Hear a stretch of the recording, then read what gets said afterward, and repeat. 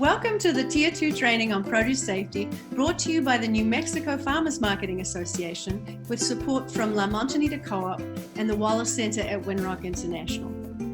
In this series of training modules, which are designed to support the New Mexico Tier 1 and Tier 2 on-farm and classroom trainings, we discuss how to conduct a thorough food safety risk assessment of your farm.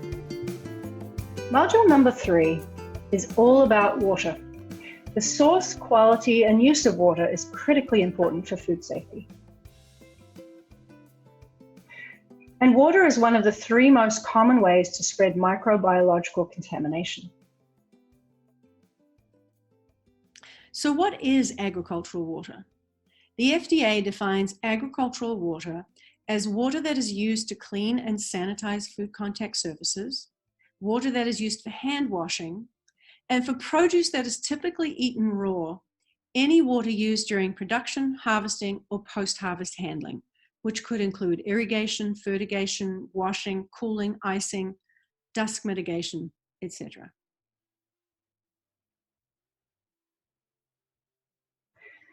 Water quality can depend on the source. The quality of surface water from streams, ponds, rivers, and lakes is hard to predict, as it can change constantly depending on weather conditions and what's upstream and in the surroundings. Well water is safer and much more predictable, and it can be treated or the well can be repaired. Municipal water is usually the safest, as there is an agency responsible for maintaining drinking water quality. And water is vulnerable to all the same hazards that could contaminate crops directly.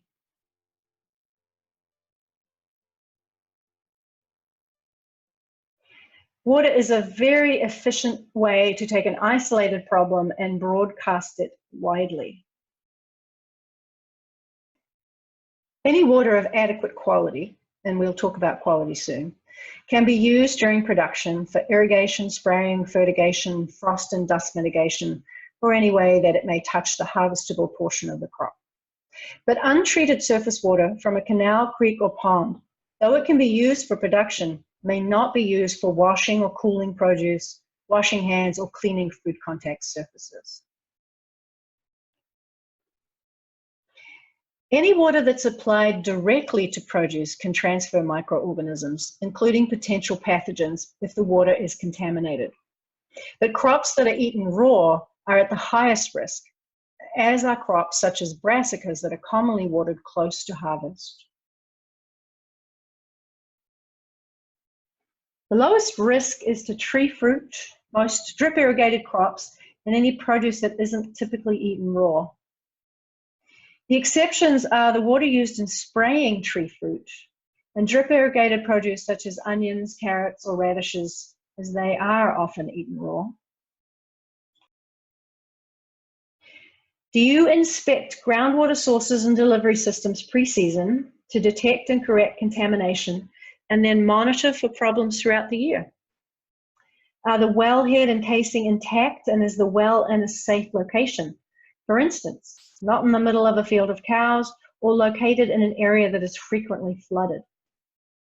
Is there a backflow system installed, and is it in good working order? Is there a risk of leaching or runoff from waste sources such as septic drain fields or manure storage? At the beginning of each season, walk the headers, make sure that we hadn't had any breakage over the winter. These are the well headers? That's correct, the headers. We remove all the caps, make sure that there's no nests inside the caps, and then pretty much walk the whole line. Go to the main headers on both sides of the system, and then turn the well on and blow the lines out. Once we've blown the lines out, then we also sanitize them. So we have a fertigator that we use, 5-gallon bucket, bleach with our correct concentrations, run that through the main piping system, blow out each and every header, and then go back through, flush with clean water, and then back through and cap everything back off. Close all the valve valves until we're ready to go for main season. So that way we know our system is secured, our system is clean and sanitized and ready to go. We're looking at the wellhead for the main well on the farm. Kim, why don't you walk us through what we're seeing right here? Sure. So this is the power unit to the main well. Main well comes up, we split off on 3-inch pipe that goes down underground and is buried below the frost line, takes it out. So we have risers throughout each field section. And then you have the lay flat blue coming Yes. off of each riser, just as you have down there. That's correct. And that goes into the fertigator. Mhm. So the fertigator is where we inject fertilizer into the system. We use a 20-20-20, do our dilution in the bucket, and pull it in, draw it in through the fertigator out to the field. So what we have on here is a lockout tagout. So we have this ball valve clamped off and we have it locked. The key is kept in the office. Mhm. This prevents any backflow into our pack house, which would in turn potentially contaminate the water in the pack house. Okay. Do you inspect surface water sources to detect contamination? It's much more difficult to control problems in surface water, but you can check for the most obvious problems and prevent them where possible. Can you prevent problems upstream? Discourage wildlife? Can you fence off the livestock?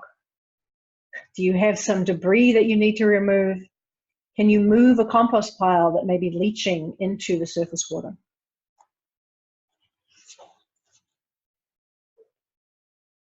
As part of your pre-season inspection of the water delivery systems, you want to flush out the irrigation system to make sure there are no contamination issues or leaks or damaged lines or clogged nozzles. And this can be done with just clean water that's free of detectable E. coli, or you could inject a sanitizer through the system if you believe that's necessary. Let's talk about water quality now. Once you've cleaned out the delivery system, you should have the water tested. And you should test for generic E. coli. The number of E. coli colonies in a 100 milliliter sample is considered a good indication of general water quality. And the frequency of testing depends on the water source. The FDA is still considering how often water sources should be tested. And until then, the general rule that we use is test your well water 1 to 2 times per year and your surface water 3 times per year. And municipal water is generally pretty safe, and you can get a report from the agency once a year. If you think you have high-risk water, you may want or need to test more often. And if you'll be drinking the water, you will also need to test for coliform and anything else required by the state regulation. So where do you go for testing? You want to find a testing lab near you that's accredited by the state, and your instructors can probably provide a list of labs. And you want to be certain that the lab can provide the test you need. And again, your instructors can provide a list of acceptable testing methods. You should get a test kit with instructions that includes the water sample container, the hold time, storing, and transport time expectations, and instructions on how to take a sample. You can also just have someone from the lab take the sample for you. For production water quality, there's no specific ruling yet. This is still under review by the FDA. And until the FDA rules on this, we are generally using the EPA recreational water quality standard as a guide for water that touches the edible portion of the crop. And in general, no more than 235 E. coli colonies per 100 mils per single sample of any test, and an average of 126 E. coli per 100 mils over 3 or more samples.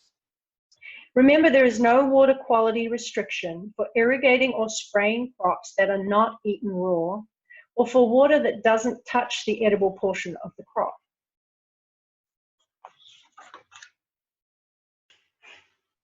How would you assess the risks in this scenario? Overhead irrigation of a salad vegetable using surface water is as high risk as it gets. What would you change to reduce risk? If you can't change the water source, perhaps you can change the system.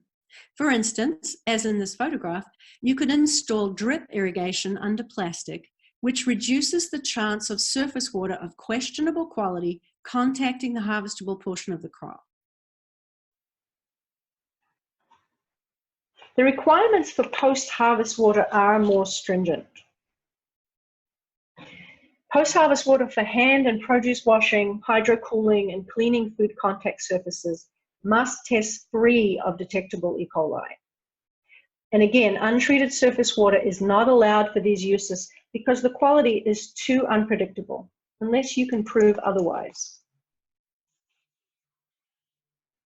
Another way to manage irrigation water of questionable quality is to calculate the microbial die-off. In this case, you would wait 1 to 4 days to harvest after you irrigate to allow nature, airflow, wind, and sunlight to eliminate pathogens. This is practical for lower risk crops and those that don't need to be irrigated close to harvest. UC Davis has this really useful tool to help you calculate how many days you should wait between the last irrigation and harvest to reduce potential pathogens to an acceptable level. It's recommended that you have a set of at least 4 water tests to use in this calculation. But since circumstances differ from farm to farm, this is a great topic for discussion with your food safety trainer. Another way to improve water quality is to install a water treatment system. For instance, a UV filter or a sanitizer injection system, such as those pictured here. However, if you do this, you will have to gauge if the system can handle the volume of water you push through it, and how often the water should be tested for detectable E. coli to ensure the treatment is working. A farmer I work with uses one well for all his agricultural water needs. His water tests consistently show a low level of detectable E. coli. And while the quality is adequate for irrigation and spraying of crops, it isn't acceptable for post-harvest uses, washing produce, hand washing, and cleaning and sanitizing equipment. So he has installed a UV filter on the water going into his packing house. Here, the water volume is not as great as it is for irrigating his crops, and the system can handle it. In Module 5, I go into more detail about post-harvest water use and risks. So, let's summarize. Consider the source of the water and how it will be used. Test your water sources prior to use. You want to get it done early enough in the season so you can take action if there are any problems. Test the water at the source, and you may also want to test it within the distribution system to see if the distribution and delivery system itself has problems.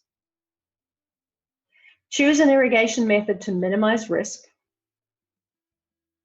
Avoid spray, irrigation, or pesticide application close to harvest unless the water is safe to use. Avoid water on produce post-harvest if at all possible. And if you use a water treatment system, make sure it can handle the volume and test the water to verify that the treatment works.